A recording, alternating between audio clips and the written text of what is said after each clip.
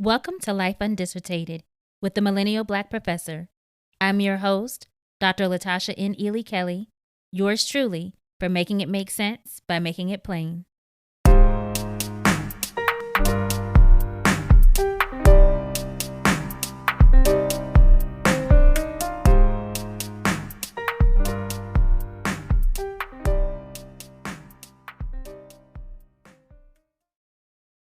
Please be advised, content warnings for this episode are listed in the show notes.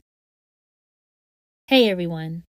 To close out Black History Month, today I'm taking us back to the 2020 Olympics, which, if you recall, actually occurred in 2021. The Games, held in Tokyo, had been mired with challenges and controversy from the start, though there were some sweet spots. Jamaica sweeping the women's 100 meters in track, Team USA's Raven Saunders winning silver in women's shot put, and Suni Lee becoming the first Hmong American to compete and medal in the Olympics with her gymnastics individual all-around gold.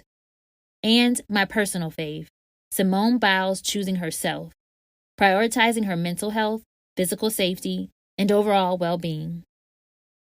One of the things that stood out most to me about the initial and ongoing backlash Simone received was not the ignorance of statements that she was a quitter, non-patriotic, and let down her team, not the dismissal of mental health concerns as less significant than physical injury, nor the total lack of regard for her physical safety, even after numerous gymnasts and other experts spoke out in support, explaining the alarming danger a gymnast is in when continuing to compete with what is known as the twisties. Those didn't shock me because, as Instagram user Gabby Thickums posted, they want Black women humbled, even if it's by death.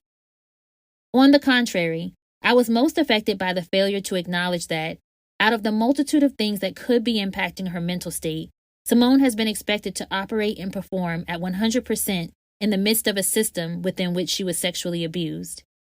One of the many gymnasts assaulted by pedophile and convicted sex offender Larry Nassar, Simone has stated that a contributing factor in her decision to not yet retire from the sport was out of valid concern that, with no remaining active elite USA Gymnastics members impacted by the decades of sexual offenses, the women's traumatic experiences would be swept under the rug. Simone has achieved well beyond what most gymnasts do throughout their competitive career, and even if she hadn't, could have retired whenever she felt good and ready. Despite being offered a $215 million settlement from USA Gymnastics to be split by Nassar victims who filed a civil suit against the gym, Simone didn't want what she referred to as dirty money. She was seeking real accountability. Simone trained daily within an organization that abandoned her and subsequently attempted to essentially buy off victims. Learning the Tokyo Games would be delayed a year was re-traumatizing, with the realization that she would have to continue performing and producing for an unjust system that was not reciprocating. She experienced this not only in the mishandling of the Nassar case, but in the unfair scoring of her outstanding athletic feats by the International Gymnastics Federation.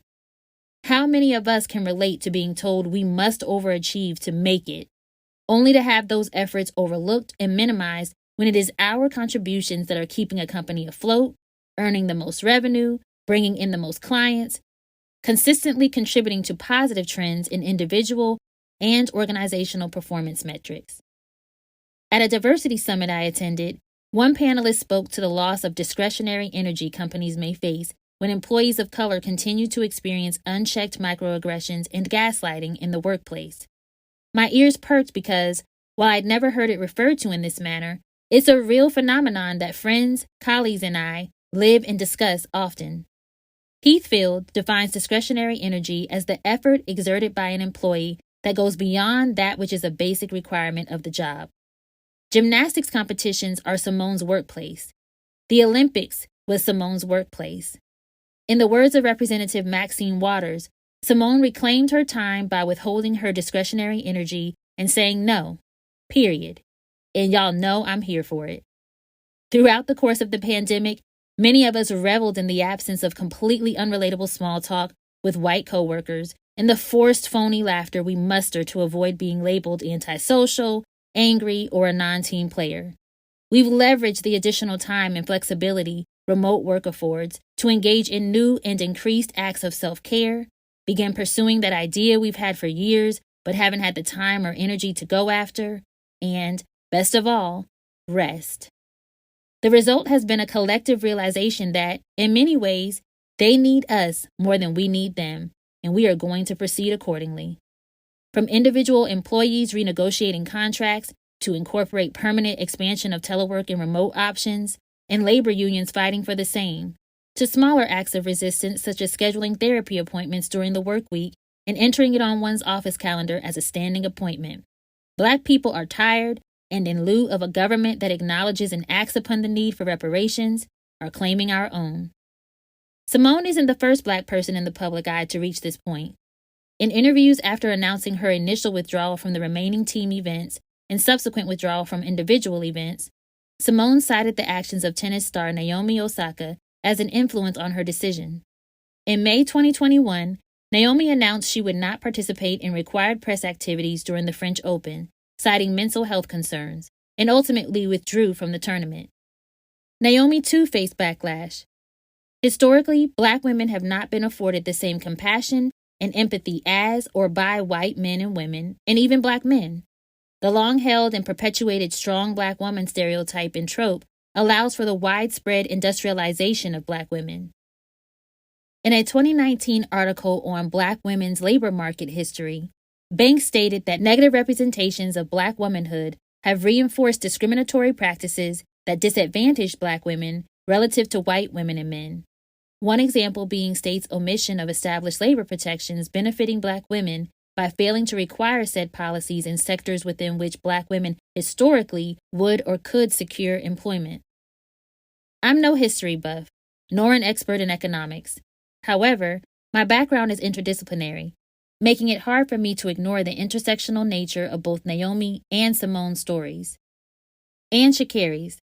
I mentioned her plight in conjunction with that of Naomi and Simone and was shut down by a family member who insisted the situations were not the same, that Sha'Carri brought her situation on herself and must reap the consequences. Keenly aware of an impending rabbit hole, I chose to preserve my peace and not debate this individual, but not before calling out the institutionalized systemic barriers experienced by all three women as a result of their multiple overlapping identities, including race, class, and gender. I'm proud of Sha'Carri, Simone, and Naomi. I rooted for them even when their actions did not align with what society said they should be, because who is society to dictate how one should grieve, protect one's mental health, or govern one's own body? They are half my age, but I see myself in them, figuring it out and doing the best we can to do right by ourselves as we go. I was inspired then and now to keep saying no without explanation, choosing me without guilt, and advocating for myself when no one else will. I hope you are too.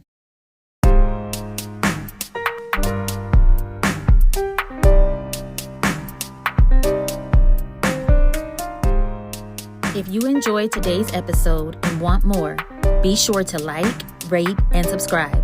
Whatever you do on the platform you're using to make sure our voices stay on their necks and continue to be heard for the culture.